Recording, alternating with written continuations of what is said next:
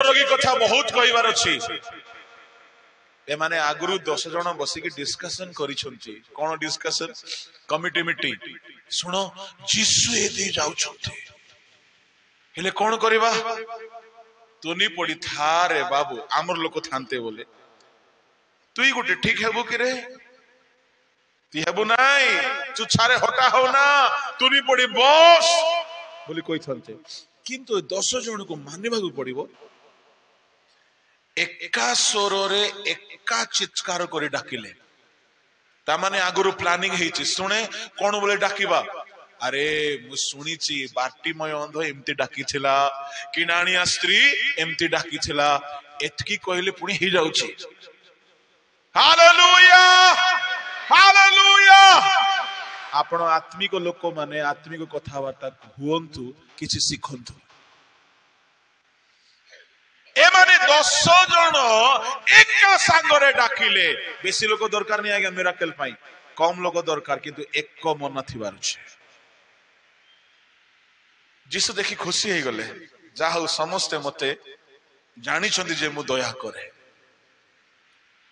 जीसु कहले आसो आसो हाथ रखबी आसो नाही दया मागिलो दया मिली गला जाओ जाईकी जादूको मन को देखाओ ए मन को मानिबा को पड़िबो से भीतर जणे हेले लोक कहि ना रे बाबू घा ठीक है नाई रे जाजको जाओ जाओ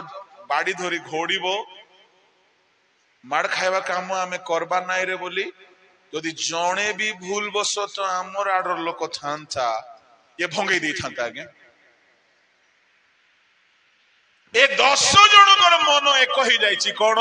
जीसु कहिले कांको कथा मानिले सुस्थ हेबो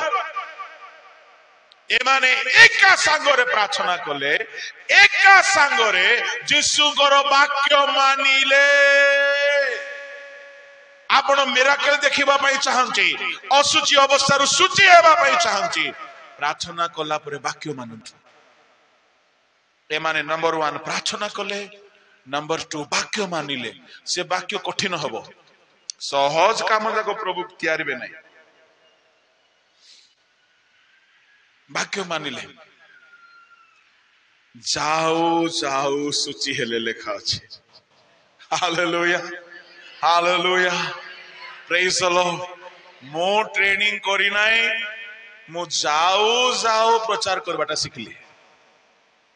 आपण आह्वान पाइछंती आज्ञा मानंतु